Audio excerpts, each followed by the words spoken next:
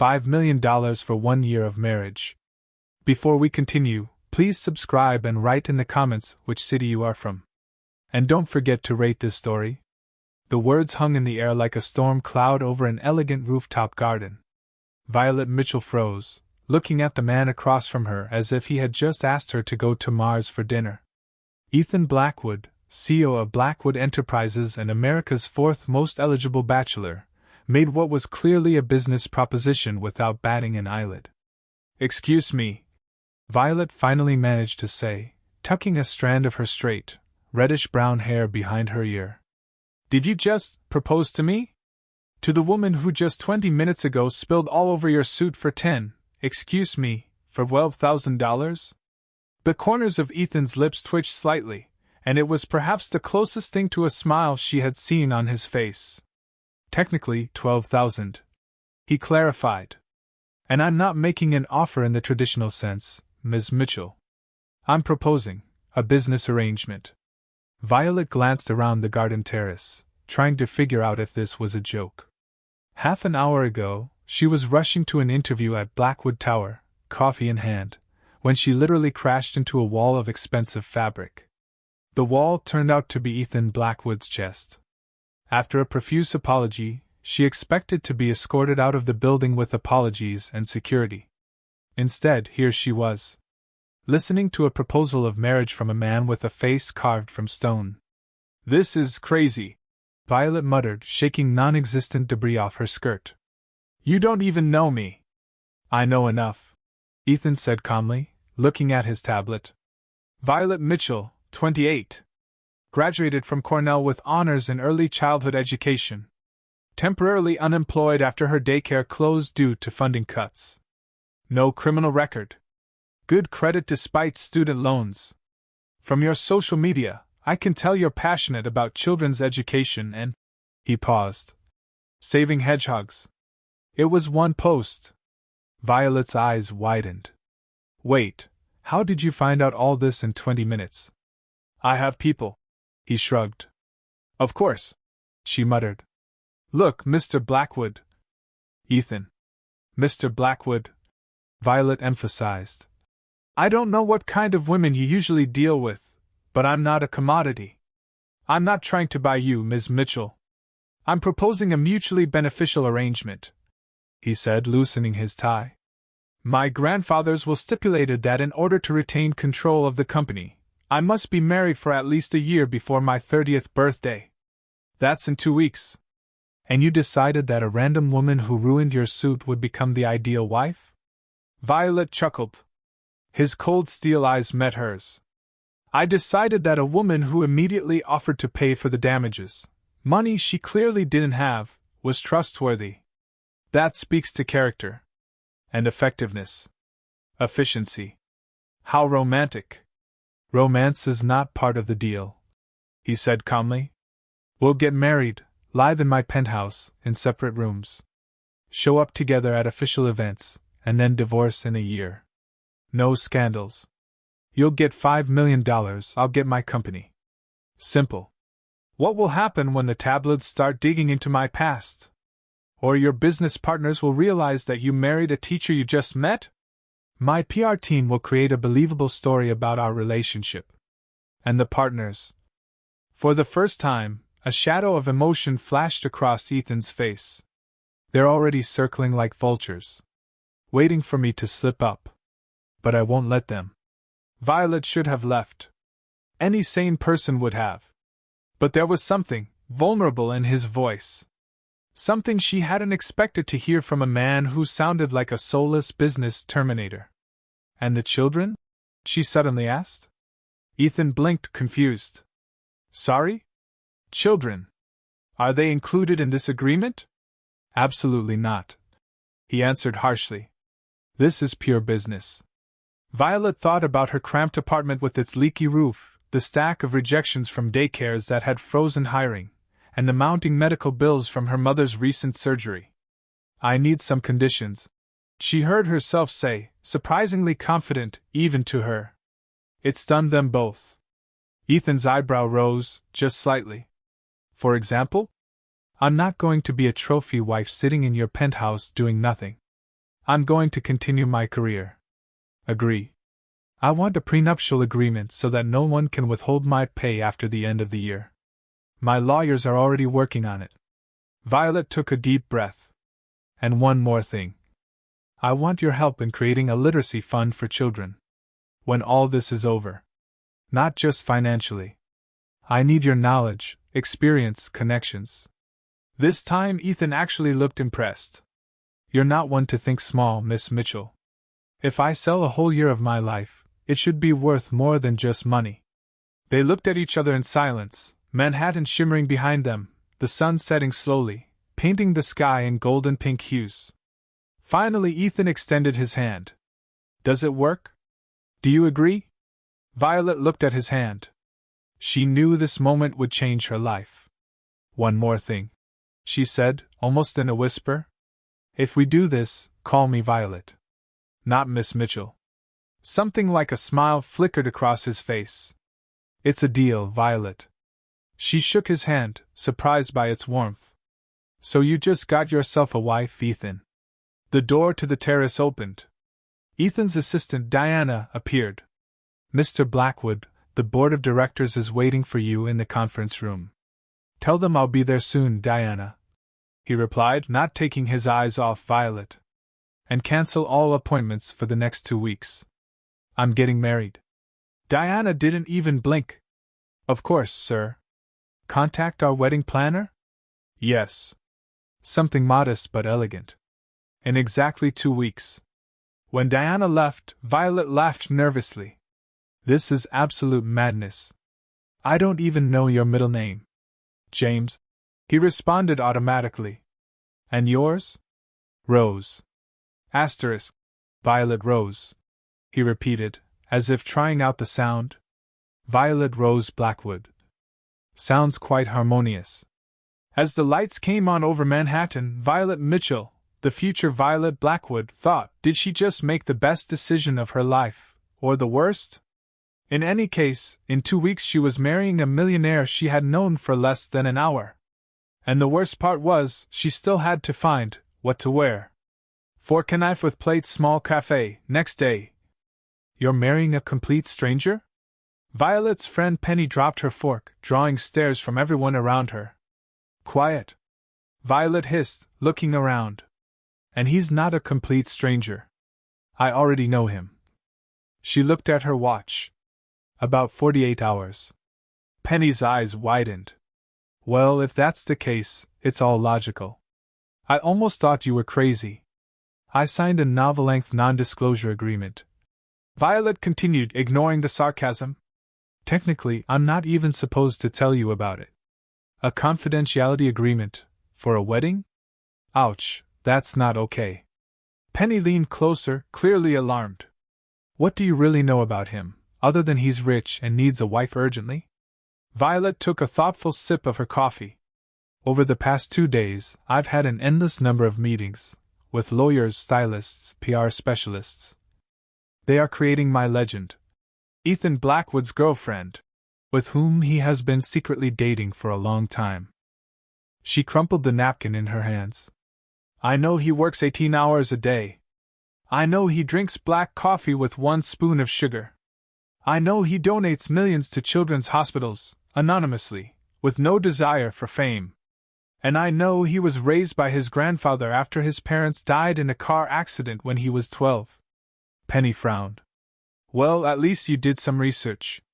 Diana, his assistant, is a walking encyclopedia on Ethan Blackwood. Scary but useful. Violet was silent for a moment. Look, it's just business. 1 year. $5 million. And then I can start my own literacy fund. Kids who wouldn't have a single book will get a chance. It's worth the risk. Penny looked closely at her face. And that's really all you want? The fund? Before Violet could respond, her phone vibrated. A new message from Diana. Automobile, the car will arrive in 5 minutes. Trying on a wedding dress. I have to go, Violet said, packing her bag. It turns out I have a fitting. Penny grabbed her wrist. Just be careful, Vi. I know how you watch those sappy romantic movies. Don't even think you're in one. Violet looked into her eyes and said firmly, "Trust me. I know exactly what I'm getting into." The salon was cleared for her fitting. She stood on a circular podium, surrounded by mirrors, while 3 assistants fussed over a 4th dress. "I think this is it, Miss Mitchell," the salon owner said, stepping back to appreciate the delicate silk gown with subtle embroidery. "Elegant without being flashy." "It's beautiful," Violet admitted, looking at her gracefully open back in the mirror. "Acceptable." The voice made her look up sharply. In the reflection she saw Ethan Blackwood. He stood in the doorway, impeccably dressed, his face impassive, studying her with his eyes. "Mr. Blackwood." The owner of the salon almost tripped, rushing to greet him. "Seeing the bride before the wedding is a bad omen." "Only if you believe in omens," he replied, not taking his eyes off Violet. "I believe in preparation." He turned to his assistants. "Leave us." As they walked out, Violet turned to face him, suddenly feeling vulnerable, standing on the podium, in a wedding dress, in front of a man who considered their marriage a business deal. "Don't you have more important things to do than check my dress?" she asked. Ethan walked slowly around her. "The board of directors is pleased with the quarterly reports. And my time is best spent making our wedding look convincing." "And the dress didn't seem convincing enough to you?" "The dress is perfect," he said, stopping in front of her. "But your expression is not. You look scared." Violet chuckled nervously. "And I am scared. Just 2 days ago I was out of work and didn't know how to pay the rent. And now I'm standing in a $15,000 dress and getting married to a man I barely know." Something flashed across Ethan's expression. "And if you got to know me better, would it become easier?" "Maybe." He hesitated for a moment, then extended his hand to help her off the podium. He didn't let go right away. "My favorite color is blue," he said unexpectedly. "I'm allergic to strawberries. I learned to sail before I learned to ride a bike. I hate crowds, but I love heights. I've never had a pet." Violet blinked, surprised by such frankness. "Never? Not even fish?" "My grandfather believed that they distracted me from my studies." He spoke calmly, but she caught an echo of loneliness in his voice. "I had 3 goldfish. All named Fred. I wasn't very creative." The corner of his mouth twitched into a smile. "Fred is a very worthy name for a goldfish." There was an awkward silence. It was broken by Diana, who appeared in the doorway. "Mr. Blackwood, the magistrate needs to clarify a few details." "I'll be there in a moment." He looked at Violet again. "The dress is perfect. And you are perfect for this agreement." It didn't sound like a compliment. But coming from Ethan Blackwood, it was almost like a confession in verse. When he left, Violet stared at her reflection. "What are you doing, Violet Rose Mitchell?" she whispered. The mirror was silent. Sunset. The wedding took place at sunset, on the roof of Ethan's private garden, the very place where he first proposed his unusual deal. The ceremony was attended by only the most essential people, several key executives of Blackwood Industries, Penny as a witness, and Diana, who was simultaneously organizing the process, recording everything on a tablet and answering Ethan's letters. Violet was wearing the same silk dress, with a simple veil. Ethan was waiting at the temporary altar, serious, focused, but not taking his eyes off her. They decided to do without the figure that gave it away. In this situation, it seemed right. The magistrate conducted the ceremony quickly, without unnecessary lyricism, without promises forever. But maybe, with something much greater ahead. When it came time to exchange rings, Ethan surprised Violet by pulling out an elegant vintage ring with a deep blue sapphire surrounded by tiny diamonds from a box. "It belonged to my grandmother," he said quietly, slipping it onto her finger. "Blue, the color of your eyes." Violet forgot all the memorized phrases for a moment. "Grandma's ring? That wasn't in the contract." "And her eyes aren't blue. They're green. Violet Rose Mitchell, do you consent to take this man as your lawful spouse?" The registrar's voice rang out. She looked up at Ethan. There was a strange, almost unsettling, depth to his gaze. Like he was saying more than just, "I'm ready." "I agree," Violet replied, her voice sounding firmer than she felt. "I now pronounce you husband and wife. You may kiss the bride." They had talked about this moment beforehand, a short, restrained kiss for show. But when Ethan's hands gently cupped her face, something changed. The kiss wasn't just a formality. It was warm, lasting a little longer than it should have, and it stirred a strange, dangerous feeling in Violet. A warmth that shouldn't have been real. As they pulled away, Violet thought she saw surprise in Ethan's eyes. It flickered for a split second before he became cool again. The string quartet began to play. The couple turned to the modest audience. Diana immediately approached, holding out 2 glasses of champagne. "Congratulations, Mr. and Mrs. Blackwood," she reported crisply. "The photographer will take 10 minutes for the official photos. Then the car will take you to the helipad. The flight is scheduled to your home in the Catskills. Have a nice weekend." "Thank you, Diana." Ethan nodded, his hand still resting on the small of Violet's back. "That's all for today." Diana seemed slightly taken aback. "But the documents on the merger with the Johnsons—" "They'll wait until Monday," he said firmly. "Take the weekend." Diana walked away, still confused. And Penny appeared next to Violet. Was the kiss interesting?" she whispered with a sly smile. "Just a game," Violet said, her lips still tingling. "Yeah," Penny said skeptically. "And the ring and the way he looks at you are part of the show, too." Violet refused to look back. "It's just an act, Penny. Don't pay attention to it." But when they stood in front of the cameras, and Ethan's hand found her back again, this time through the thin fabric of her dress, she felt warmth. "You are a beautiful bride, Violet," he said. For her ears. For her alone. "Thank you," she whispered, her heart beating too fast. "You look impressive too, Mr. Blackwood." And for the first time since they had met, Ethan Blackwood smiled. A real, warm smile that transformed his face and revealed a dimple in his cheek that she hadn't noticed before. "Call me Ethan," he reminded her. "We're married now." The camera flash captured the moment. And Violet suddenly thought, perhaps this business contract turned out to be much more complicated than either of them expected. Dusk was falling. Mrs. Violet Blackwood was leaving her old life behind forever, and entering a new one. With a millionaire husband, a sapphire ring, and perhaps the strangest wedding night in history. Ethan's Catskill home wasn't just luxurious, it was straight out of a movie, a modern chalet perched on a crystal-clear lake. The picture windows looked out onto the mountains, like living paintings. Violet held her breath as the helicopter descended on the private landing pad. The forests around her were ablaze with autumn colors. "This is your weekend," she muttered as the wind ruffled her hair.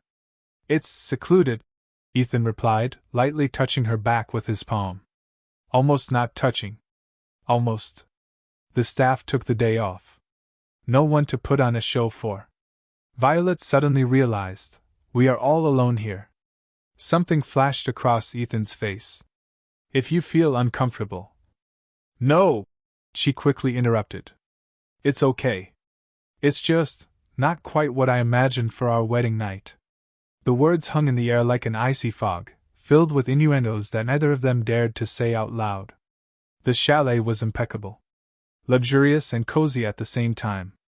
Natural materials, laconic lines, and yet, a warm, almost homely atmosphere. The fire was already crackling in the fireplace. On the coffee table, a bottle of chilled champagne and 2 glasses. "Your room is upstairs, first door on the right," Ethan said, loosening his tie. "Mine is at the other end of the hall. I sent your things ahead of time." "My things?" Violetta asked again. Diana picked out the wardrobe. "If something doesn't fit, just say so." Violetta had a hard time holding back a laugh. "Let me guess. Everything is blue?" Ethan smiled faintly. "I may have mentioned a couple of preferences." A tense silence fell. 2 strangers who had just vowed to spend their lives together, albeit temporarily. I should probably. Violetta nodded towards the stairs. Sure. Ethan nodded. I have a couple more calls to make. Help yourself, everything you find in the kitchen is yours. Her room turned out to be more than just spacious. In the closet were new clothes of her size. And on the dressing table were familiar little things, her favorite perfume, a comb, and a framed photo of her parents. The same one that always stood on her bedside table. This gesture touched her. Dressed in jeans and a soft sweater, Violetta began to explore the house. The space, the silence, the strange feeling of unreality, and suddenly she froze. Library. Not just a room with books, but a real two-story treasure trove. With ladders on rails, secret reading nooks by the windows, and thousands of books arranged by genre and author. Oh my God! She whispered, touching the roots with reverence. My grandfather built it, came a voice from behind. She turned around. Ethan had changed his clothes to dark jeans, a loose shirt. He looked unexpectedly human. He believed that a house without books was just a building, not a real home. A wise man, she replied, pulling out a tattered copy of The Secret Garden. My favorite as a child. Mine too, he admitted. And then he looked away, as if embarrassed. Although I wouldn't have admitted it at school. Violetta tried to imagine a boy hiding his love for the story of a girl who found magic in an abandoned garden. Did you come here often when you were a child? Rarely, he answered quietly, approaching the window. Grandfather always worked. Vacations were inappropriate. There was an almost imperceptible sadness in his voice. But it was there. And Violetta suddenly wanted to know more about the boy who had grown into this reserved, almost mechanical man. Are you hungry? Ethan abruptly changed the subject. I'm not a chef, but I can make pasta. Without setting it on fire. She smiled. I cook very well. But I warn you, there is always chaos around me. Chaos? He asked again, as if he had heard the word for the first time. Flour on the table, drops of sauce everywhere, but the result is worth it. She expected a refusal. Ethan Blackwood did not seem like a man tolerating disorder. I'm taking a risk, he said finally. But only because there are no witnesses. In the kitchen, it became clear, cooking with Ethan was like dancing in opposite rhythms. She was improvisation. A pinch of this, a little of that. He was precision, calculation. Where she mixed with her hands, he reached for a measuring spoon. Have you seriously never made your own sauce? She asked, demonstrating how to crush garlic with the flat side of a knife. In the restaurants I go to, it's usually included in the service, he replied dryly. Didn't you want to learn it yourself? He fell silent. Concentrated on the garlic. My grandfather believed that some tasks were better left to professionals. And what did you count? Ethan looked up. Their eyes met. There was something unexpected in his gaze. It was as if something long forgotten had stirred within him. I never really considered other options. As they worked, Violet noticed Ethan gradually relaxing, his movements becoming less rigid, his responses less measured. When she accidentally splashed tomato sauce on his cheek while briskly describing her plans for her charity, she froze, expecting irritation. Instead, he slowly raised his hand, wiped away the sauce with one finger, and tasted it. We need more basil, he said with complete seriousness, but a spark of amusement flashed in his eyes. Violet felt something had changed between them. A small crack in the professional facade he had so carefully maintained. Later, when they were eating at the kitchen island rather than in the formal dining room, Ethan surprised her again. Tell me about your plans for the fund, he said, pouring her wine. Something more than just the general terms of our agreement. Over the next hour, Violet shared her dream: mobile libraries for low-income neighborhoods, reading programs with retired teachers, technology hubs where children could connect with authors from around the world. Ethan listened carefully, occasionally asking questions that showed he really thought about the logistics and sustainability of her ideas. You thought this through well, he commented, helping to clear the dishes. Another unexpected moment of home comfort. I had a lot of time between job rejections, she admitted. Their loss, Ethan said simply, handing her the drying plate. This casual compliment caught her off guard. Later, on the terrace, wrapped in blankets against the autumn chill, they watched the stars reflected on the lake. The champagne sat forgotten as they shared carefully selected fragments of their lives, her childhood spent moving between military bases due to her father's deployments, his years in boarding schools and Ivy League universities. Have you ever done anything completely spontaneous? Violet asked, snuggling deeper into the blanket. Something ineffective? Ethan thought, his profile cast by the moonlight. I once drove from Yale to Boston during a snowstorm to hear a jazz pianist. It was completely irrational, even dangerous. Why? She asked inquisitively. My roommate said his music would make me feel something real. Ethan's voice softened. He was right. Violet smiled, trying to imagine a younger, slightly less reserved Ethan driven by such an impulse. Did your grandfather approve?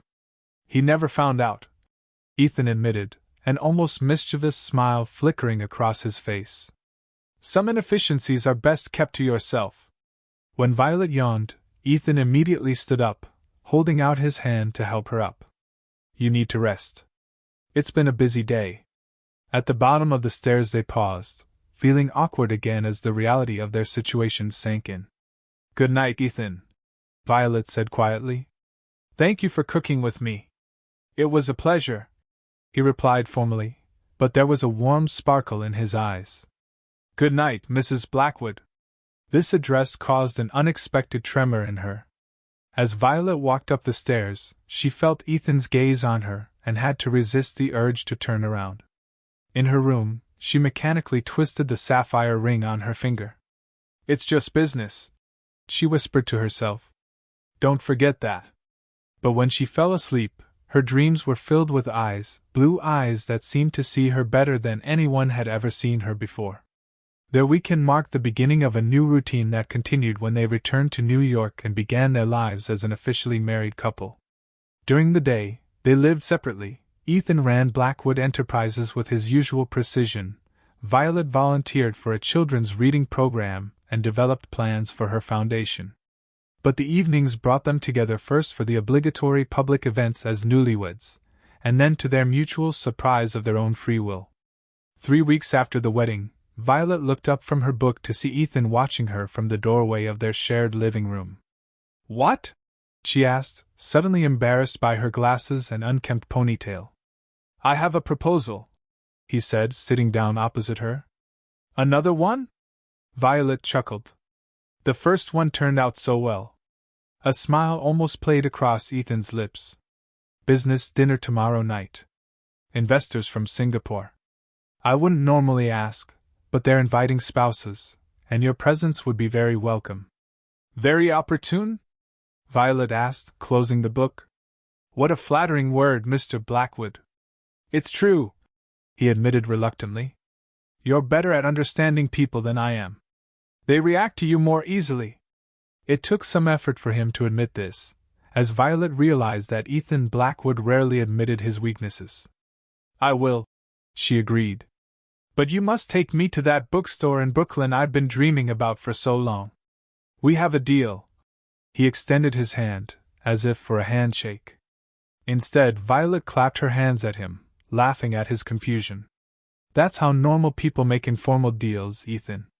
The next evening, Violet sat next to Ethan at an upscale restaurant, charming the initially reticent investors with tales of her teaching experience while Ethan discussed the technical details of their future partnership.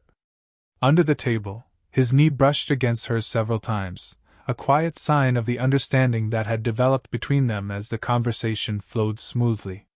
Your wife is charming, Mr. Blackwood, Mr. Chen said as dessert was served. How did you meet? You never struck me as a romantic. Ethan found Violet's hand under the table. They rehearsed a story concocted by the PR team, a chance meeting at a charity event, a whirlwind romance that was kept secret until the wedding.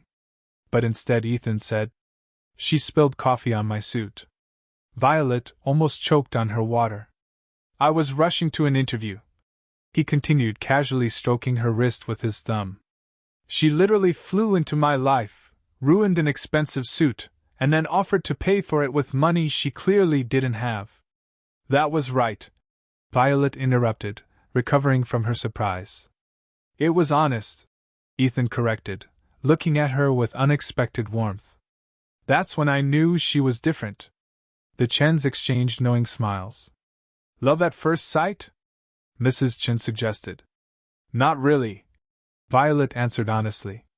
I thought he was the most arrogant person I'd ever met. And I thought she was the most difficult woman in my life, Ethan added.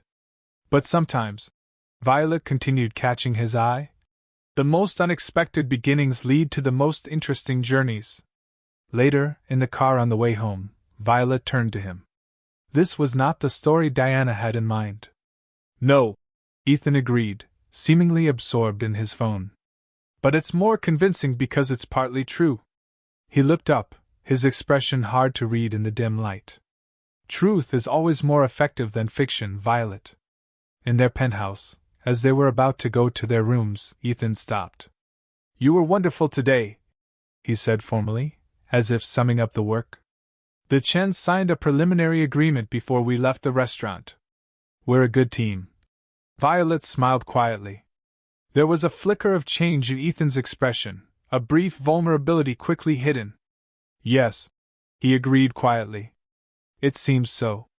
He turned to leave and Violet called after him. Ethan, when you told the story with the coffee and said that I was different, was that also part of the performance?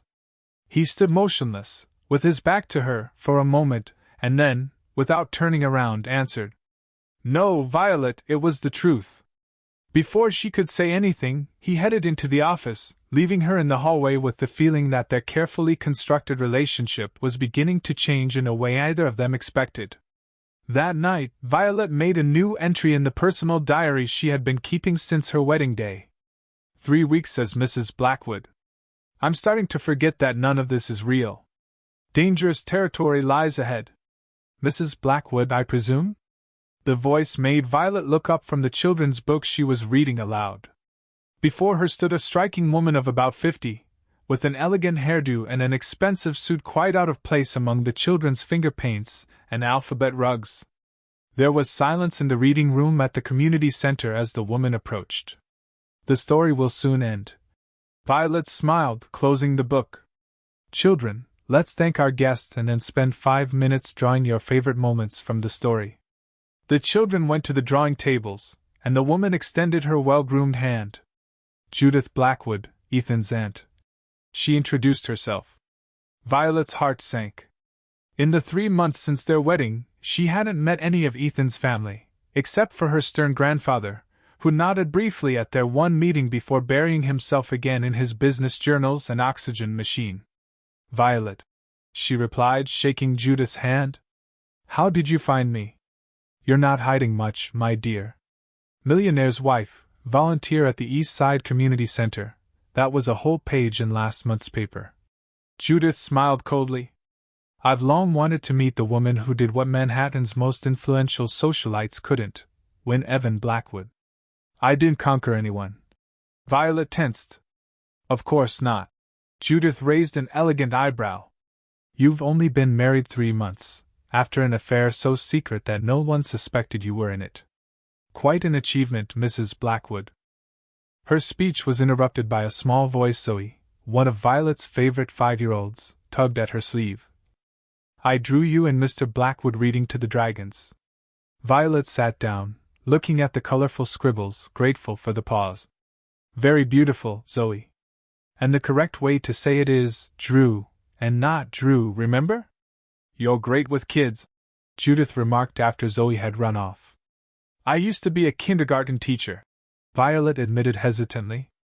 Before she married one of the richest men in New York, Judith added. It's a convenient coincidence with your school closing. Violet felt her cheeks heat up. I need to get back to the children. Of course. Judith nodded and handed over her business card. But the whole family is having dinner on Friday. We're celebrating Grandpa's birthday. Ethan probably forgot to invite you. He's not very good at family matters. Violet stared at the card. Ethan hadn't mentioned dinner. "I'll look at the schedule," she answered reservedly. Judith's smile didn't reach her eyes. "We all really want to meet the one who changed our Ethan so much." "Cheated?" Violet asked. "He smiled at a board meeting last week," Judith said quietly, as if describing a miracle. "And he left the office before midnight twice in a month. Almost a revolution." After Judith left, Violet continued reading on autopilot, her thoughts racing. Over the past few months, she and Ethan had settled into a comfortable rhythm, their business marriage slowly morphing into something resembling friendship. They still slept in separate rooms, they still stuck to their contract, but the walls between them were beginning to sink in unexpected ways. That evening, she found Ethan in his home office, focused on his laptop. "Your Aunt Judith attacked my reading program today," Violet announced without further ado. Ethan flinched, a look of genuine surprise on his face. "Judith came to your center wearing a designer suit and making thinly veiled accusations that I was married to a fortune hunter." Violet sank into the chair opposite. "She invited us to dinner on Friday to celebrate your grandfather's birthday." Ethan's face darkened. "I specifically refused this invitation. And she is specifically waiting for us to be there." Violet looked at him carefully. "You never told me about grandfather's birthday." When Violet decided to leave, Ethan calmly stopped her. "We're not going," he said firmly, returning to his laptop. "Grandpa doesn't even like to celebrate birthdays." "Ethan." Violet reached across the table and gently closed the lid of his laptop. "Talk to me. What's really going on?" He pulled away, hiding his gaze. A familiar gesture, a sign of concern. "I knew that from the way I questioned Aunt Judith," he finally said with a slight smile.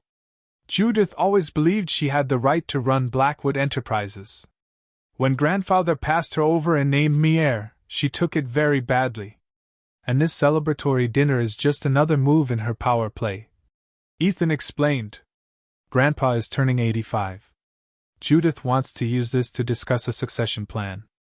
To suggest that maybe it's time to retire completely, and that the board should review the management." "Can she do it?" "No, as long as I fulfill the conditions of my grandfather's will." His gaze met hers meaningfully. "Thanks to you, I do." Violet felt a strange knot in her stomach as she thought about their agreement. Lately, it had become easier for her to forget that their marriage was a deal. "We have to go," she said decisively. "It's not necessary, Violet. This is not what you signed up for." "Actually, that's it." She stood up, smoothing her skirt. "I agreed to be your wife for the sake of public show. That's the reason." Ethan looked at her for a long time. "This will be unpleasant. I work with preschoolers, Ethan. I can handle adversity." His face softened and Violet's heart began to beat faster. "Have I told you lately that you are incredible, Violet Blackwood?" "Not since last week, when I charmed that impossible client from Munich," she answered easily, trying not to think about the warmth that spread inside her from his compliment. "I need the details for Friday. How many relatives, what to wear, which fork to use first." "Standard survival kit." "Diana will tell you everything," Ethan said, then hesitated. "There's something else about Judith, though. She beats puppies and steals candy from babies. She was my father's sister," he said quietly. "And she never forgave me for surviving that accident, and he didn't." The words hung in the air, heavy and full of pain that Ethan rarely showed. Without thinking, Violet walked around the table and put her hand on his shoulder. "Then I'll put on my blue dress," she said softly. "What you said brings out my eyes. And we'll figure it out together." Ethan covered her hand with his, and his touch caused an unexpected spark. "Together," he repeated, as if checking how the words sounded. The Blackwood family mansion in the Hamptons looked like something out of a historical chronicle, with its columns and manicured gardens. As their car crunched over the gravel, Violet felt a little nervous. "Remember," Ethan said quietly, "they are more afraid of you than you are of them." Violet laughed despite her nerves. "Do you compare your family to a zoo?" "If the shoes fit," he muttered with unexpected humor. Before entering, he grabbed her hand. If someone says something inappropriate, I can handle it, she said confidently, squeezing his hand. This isn't the first difficult family gathering. My ex's mother once spent the entire Thanksgiving explaining why teaching wasn't a real career. A shadow darkened Ethan's face. Your ex is an idiot. For not protecting me or for letting me go, she teased. For both, he answered seriously, not looking away until the door swung open in front of them. Inside, the Blackwood family gathering was as intimidating as Violet had expected. Ethan's relatives, elegant, formally dressed, with sharp eyes and even sharper smiles, looked at her curiously as Ethan introduced the guests. So you're the secret wife, said the man who introduced himself as Cousin Richard. We thought Ethan made you up to please Grandpa. Richard, Ethan warned. What? Richard shrugged. That's what everyone thought. He turned to Violet. I must admit, it was sudden. The best often happens that way. Violetta answered calmly. Like your third divorce, if I'm not mistaken. Congratulations. Richard blinked in surprise, and Ethan barely suppressed a smile. Touché, Mrs. Blackwood, Richard finally said, raising his glass in her honor and walking away. Diana's report was exhaustive. Violetta Etana said quietly. Remind me not to underestimate either you or her. He replied with a hint of irony, guiding her across the room, his hand lightly touching her lower back. The dinner was held in a sumptuous dining room that could easily accommodate a state party. Violet found herself sitting next to Harold Blackwood, Ethan's grandfather, and Ethan sat opposite, next to Judith. So, Harold said without preamble, his voice stronger than his frail body betrayed. Are you a kindergarten teacher? A former teacher, Violetta corrected politely. I'm currently developing a literacy program. An honorable thing. Harold nodded. Although the idea of teaching children to read is hardly something new. Perhaps, Violetta agreed. But providing access to books and qualified reading instruction for every child, regardless of their financial capabilities, is already a real revolution. Harold raised his eyebrows slightly. Ethan said you were very passionate about this. I see he wasn't exaggerating. Grandpa, Ethan interjected. Violetta does have a clever and well-thought-out business plan. I've studied it myself. Oh? Judith interjected gently. That's so unusual of you, Ethan. I don't remember you ever showing such an interest in your ex's projects. Violetta's not an ex, she's a wife. Ethan's voice grew colder. Her foundation will become a significant charitable partnership program for Blackwood Enterprises. Violetta's head snapped up. They had discussed the foundation, but not such a large-scale collaboration. How generous! Judith grinned. Incidentally, Harold, perhaps now is a good time to talk about the future. 85 is an impressive age. I didn't notice, Harold answered dryly. What Judith means, Richard interjected, is that it might be time to think about more shared leadership, especially given Ethan's new household responsibilities. Ethan's face tightened. My marriage has not affected my loyalty to the company in any way. Of course, Judith reassured. But priorities change. First marriage, then maybe children. Violetta almost choked on her wine. Children were never discussed, and they were not in their agreement. Judith, Harold said sharply, this is not a proper subject for dinner. I disagree, Judith insisted. The future of Blackwood Enterprises affects everyone at this table. And although Ethan has technically fulfilled the terms of the will, one cannot help but doubt the sincerity of such a convenient marriage. There was a deathly silence. Violetta felt Ethan tense up, saw his fingers turn white on his fork. Mrs. Blackwood, Judith said with a predatory smile, could you enlighten us? How exactly did you and Ethan meet? Time seems very compressed. Before Violetta could respond, Ethan's voice cut through the tension. Enough, Judith. I'm just talking, dear nephew. We barely know your fiancée. Then let me introduce her properly, Ethan said quietly, but with dangerous determination. Violet graduated from Cornell with honors. She developed innovative reading programs that increased literacy rates by 30% in low-performing schools. She speaks 3 languages fluently, volunteers 20 hours a week despite no financial need, and has more integrity in her little finger than most of us here put together. There was silence at the table. Ethan Blackwood is not given to passionate speeches, especially when it comes to people. And most importantly, he continued, looking into Violet's eyes across the table, in these 3 months she has made me happier than in the entire last decade. So if anyone present still has questions about the authenticity of our relationship, please contact me. In the oppressive silence that followed these words, Harold Blackwood suddenly laughed a dry, rare laugh, as if he had not allowed himself such weakness for a long time. Well done, Ethan. The old man nodded approvingly. Now I suppose I have a cake somewhere for this birthday I'm supposedly celebrating. Let's just forget about business for one evening, shall we? Later, as they were about to leave, Harold pulled Violet aside while Ethan took their coats. You have surprised us all, young lady, he said without preamble. Especially me. What then, Mr. Blackwood? Harold, please. He looked at her carefully with his piercing eyes. I've known my grandson all my life. I've never seen him look at anyone the way he looks at you. We take care of each other, Violet said carefully. Exactly. Harold nodded. I don't think you both even suspect how much deeper everything has become. Violet was stunned. I don't quite understand what you mean. Harold's time-worn hand touched hers gently. My dear, I did not build an empire by being inattentive. Whatever binds you becomes something else entirely. Before Violet could answer, Ethan returned, looking at them suspiciously. Is my grandfather interrogating you, Violet? Just getting to know my daughter-in-law, Harold replied innocently.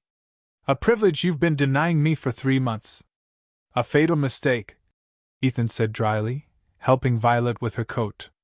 I'll remind you regularly, the old man promised with a sly sparkle in his eyes.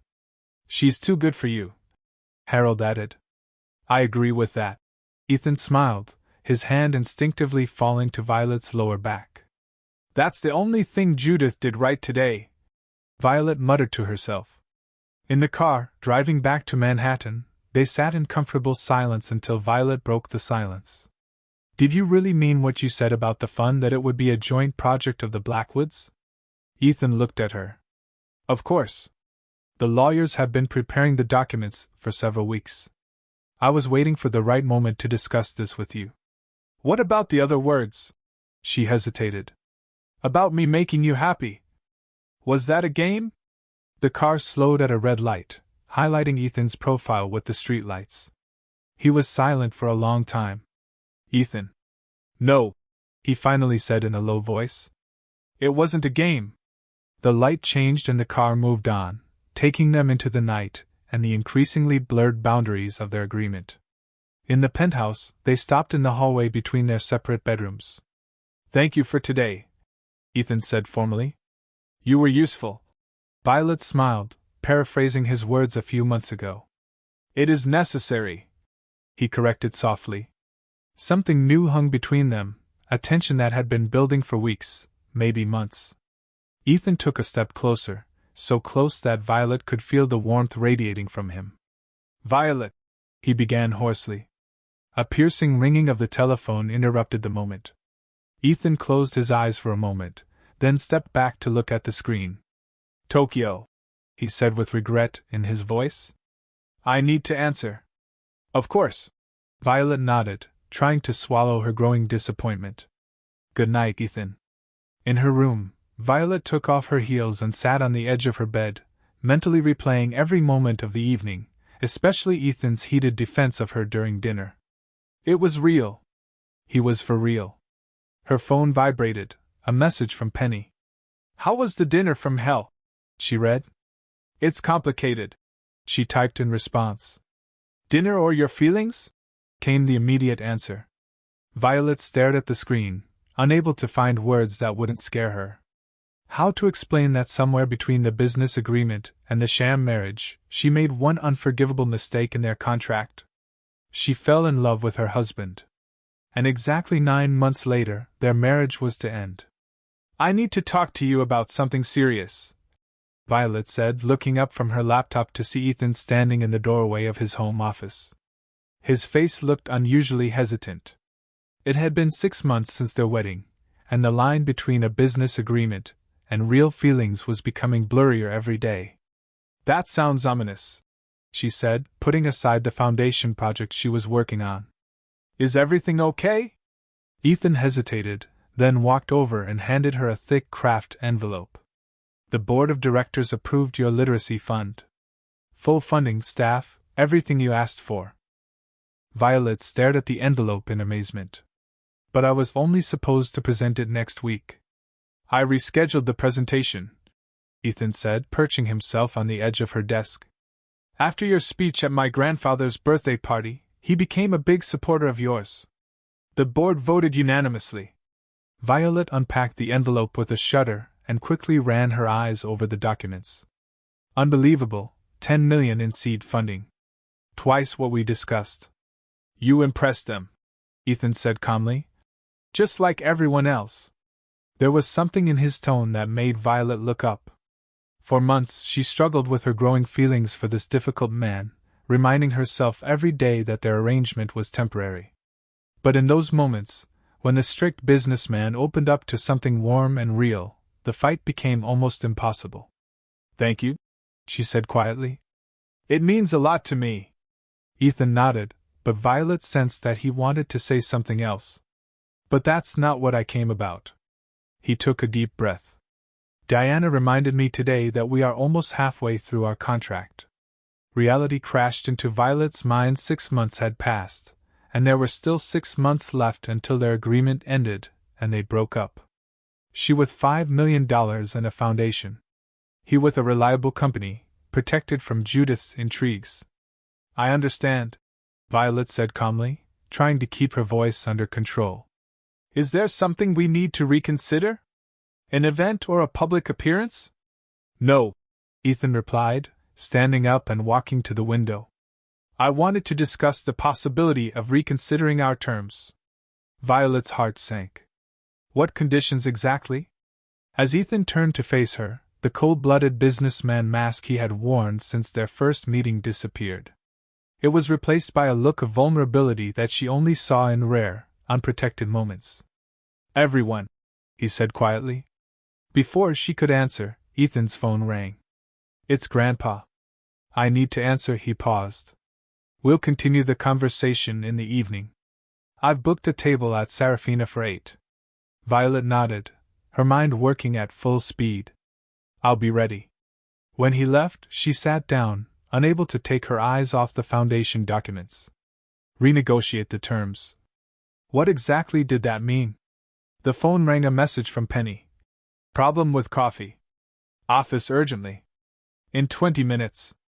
20 minutes later, Violet was pacing around Penny's small office, talking about her conversation with Ethan. "He wants to reconsider the terms," she finished. "But he didn't say how exactly." Penny leaned back in her chair, looking closely at her friend. "Isn't it obvious? He wants to finish everything sooner." Violet felt like she had been hit. "What? Why do you think so?" "Vi, be realistic. He got what he wanted. He has control of the company." Judith stepped aside. "The board respects him. And he accelerated the launch of your fund with double the funding. Means, maybe he's preparing a clean exit for you. The fund is your condition. Now you have both the fund and more money than in the original agreement." Violet sank into her chair, the realization hitting her like a physical blow. "I didn't even think about it," she said. "Because you're in love with him," Penny added softly. "I'm not in love." Violet began automatically, but suddenly fell silent. "Is it that noticeable?" "Only for those with eyes," Penny sighed. "The question is, what are you going to do?" "What can I do? We had an agreement. If he wants to finish everything ahead of schedule, then thank heavens you pulled away before you got in any deeper," Penny said firmly. "Vi, you deserve someone who loves you for real, not for some business deal." Violet twirled the sapphire ring in her hands, a ring she had become so accustomed to that she sometimes forgot it was just part of their complex production. "You're right," she said finally. "I'll listen to him tonight and prepare myself for whatever comes next." The fine Italian restaurant was quieter than usual, their corner table providing privacy for an important conversation. Ethan arrived early, which was unusual. He was usually right on time. Even more surprising was his appearance. Instead of the usual impeccable suit, he wore dark jeans and a dark blue sweater, which made his eyes seem even brighter and deeper. "You look different," Violet noted as she sat up. "Is it good or defiant?"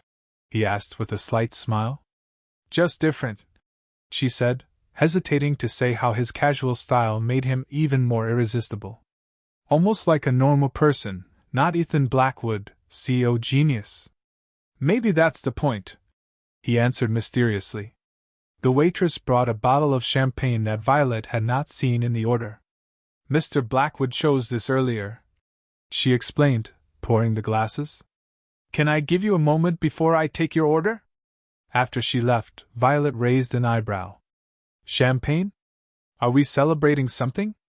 "Perhaps," Ethan replied, suddenly looking a little nervous.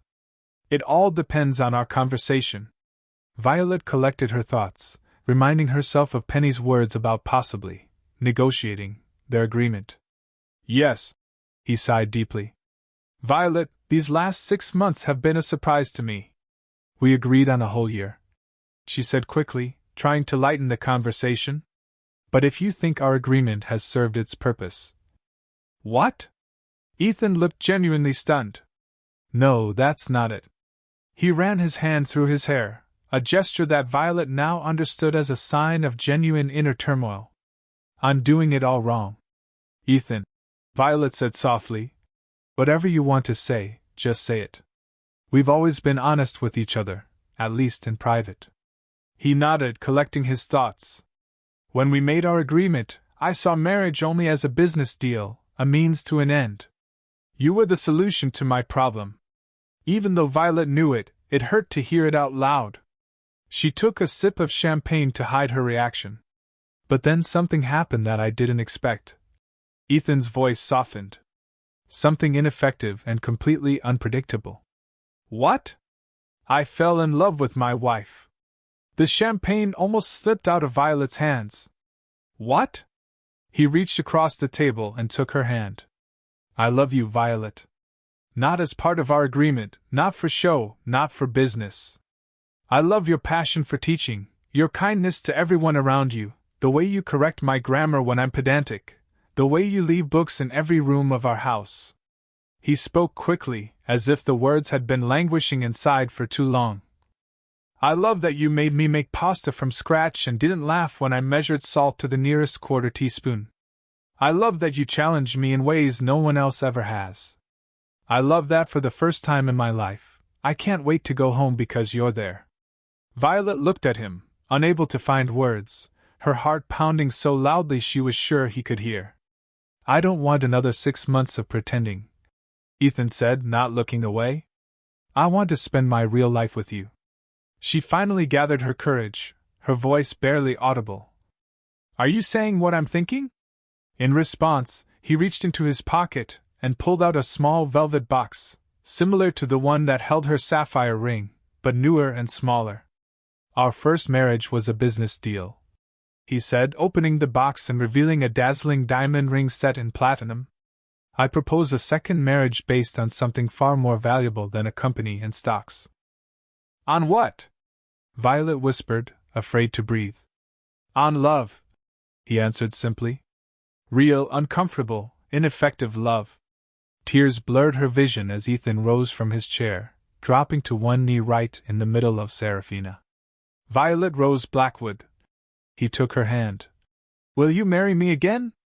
"Not for a year," he continued, "but for life. Not as a business partner, but as the love of my life." The small crowd of people gathered, waiters and customers, watched the moment with interest. Old Ethan would have been embarrassed by the public scene, the absurdity of the non-committal proposal, the sentimentality. But this Ethan, her Ethan, looked at her as if she were the only person in the universe, waiting for an answer with extraordinary patience. On one condition, she finally whispered, trembling with emotion. His eyebrows rose slightly. Name him. No more separate bedrooms, Violet said quietly, just for him. I've been in love with my husband for months now, and sleeping alone is becoming increasingly uncomfortable. Joy lit up Ethan's face as he placed the diamond ring next to the sapphire that had started their journey. I agree, he said, standing up and pulling her into his arms. Their kiss was nothing like the official one at a wedding. It was real, passionate, and to the thunderous applause of the witnesses.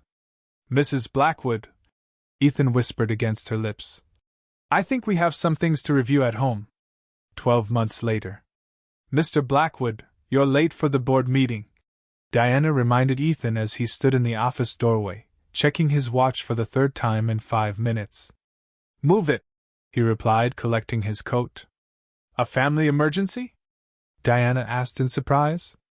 Is everything okay? Is Violet healthy? Ethan smiled, a smile that still surprised those who had known him in his former life. But the doctor's appointment is in half an hour. I promised I wouldn't miss it. Diana understood. 20-week ultrasound? Will you finally know if it's a boy or a girl? Exactly. Ethan glanced at his phone. There was a new message from Violet. She was already at the clinic. The advice could wait. This no. As he walked towards the elevator, he heard Diana shout after him. Tell Violet I voted for the girl. I'll take that into account, he responded, surprisingly calmly accepting that the entire company was placing bets on the gender of his future child. Half an hour later, Ethan was sitting next to Violet in the obstetrician's office, holding her hand as he stared at the grainy image of their baby on the screen. Here's the spine, Dr. Chin pointed. The heart is strong and healthy. If you want to know the sex of the baby right now. Violet squeezed Ethan's hand. We want to, they answered in chorus. Congratulations, the doctor smiled. You're having a girl. Ethan felt a lump in his throat as he looked at the tiny human they had created, a girl who would grow up surrounded by books and love, and who would never have to know the same loneliness that had defined his own childhood. Girl, he repeated quietly, pressing a kiss to Violet's temple. Perfect. Later, while walking through Central Park, Violet sat down on a bench, gently holding her belly. Your grandfather will definitely be unbearable now, she chuckled. He was sure it was a girl from the start. Grandpa is always sure of everything, Ethan replied dryly, sitting down next to him. But even a broken clock shows the right time twice a day. Violet laughed, leaning against his shoulder. I was thinking, what if we named her Elenina? Violetta suggested, remembering The Secret Garden, the very book they had found together in Ethan's grandfather's library on the night of their wedding. Their first real connection, outside of business arrangements. Ethan said the name out loud, as if testing it to taste. Elenina Rose Blackwood. You want to use my middle name? Violetta was surprised. It seems to fit very well. He put his arm around her shoulders. Something old, something new. Violetta smiled and looked at him. Something taken, and something blue. A sapphire ring. Ethan nodded, his gaze sliding down her hand, where both rings sparkled, the sapphire from her first wedding, the diamond from her second. Have I ever told you why this particular ring? He asked quietly. You said it was Grandma's ring, Violetta reminded. And that it matched the color of my eyes. Very romantic, although not entirely true. My eyes are green. Ethan smiled, shaking his head. It's not about the eyes. It's about history. What story? My grandfather gave this ring to my grandmother when they were young. He began. Their marriage was an arranged one, a union of two families. They barely knew each other when they got married. Violetta's eyes widened. How are we? Like us, Ethan confirmed. Grandfather said that over time they fell deeply in love. What had been a duty became the greatest joy of his life. You never told me this, Violetta whispered. I didn't want to admit that I saw parallels between us, he admitted. And I secretly hoped that we would have the same happy ending. And now Ethan placed his hand on her rounded belly, feeling their daughter kick under his palm. Now I understand why my grandfather insisted on the marriage clause in his will. He wasn't just securing the company's future, he was securing my future. A real matchmaker, your grandfather, Violetta teased with a smile. A real strategist, Ethan corrected, although I doubt he expected exactly this outcome. Sitting together in the warm autumn sun, Ethan thought about the path that had led them here, from the coffee stains on his suit to the family they had created. What started out as the most calculated move of his life turned into the most beautiful, unpredictable adventure. What are you thinking about? Violetta asked, noticing his thoughtfulness. Inefficiency, he replied, kissing her tenderly. And how grateful I am for it. Eleanor Rose Blackwood was born on a snowy February morning, a tiny pink bundle with her mother's green eyes and her father's serious expression. From the first minutes of her life, she won the heart of Ethan Blackwood, once the most formidable CEO of Manhattan. Violetta's literacy foundation has flourished, expanding to 15 cities and providing thousands of underprivileged children with books and educational programs. Violetta combined motherhood and a passion for education, finding a harmony that completely fulfilled her. Ethan remained CEO of Blackwood Enterprises, but with a new philosophy. He ate dinner at home nearly every night, took vacations, and implemented progressive child care policies at the company that became the industry standard. To everyone's surprise, profits increased under his new leadership. Judith finally admitted that her nephew had truly grown fond of his arranged bride, especially after she saw him change a diaper at a family gathering, something old Ethan would never have done. Harold lived to see his great-granddaughter's 3rd birthday, teaching her chess and sneaking cookies when her parents weren't looking. When he peacefully passed away, he left her a library in the Catskills homes so that the tradition of books and reading would continue for another generation. And Penny became Elenina's godmother, and never tired of reminding Violetta that it was she who first noticed that the couple was falling in love even before they realized it themselves. And on each anniversary of their first wedding, Ethan and Violet returned to the same rooftop garden where he had proposed his business deal. They brought champagne and the old contract, the one that had started it all. By breaking it down into smaller and smaller pieces, they were performing a small ceremony of breaking down the conventions that had once bound them together. To the worst business decision of my life. Ethan raised his glass, a warm feeling of love burning in his eyes. And for the best. Violet always answered before kissing the man who had once been her temporary husband and had become her forever love.